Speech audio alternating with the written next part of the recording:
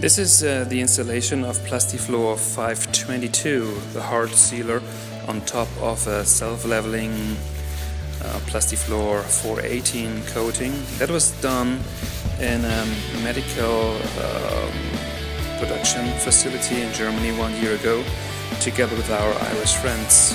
We did it in a very short time because the customer need that floor again shortly.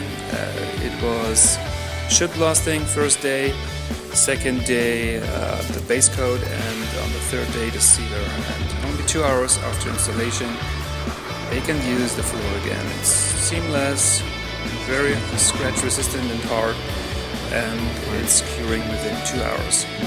Ask for more questions on our website www.plasti-chemie.de.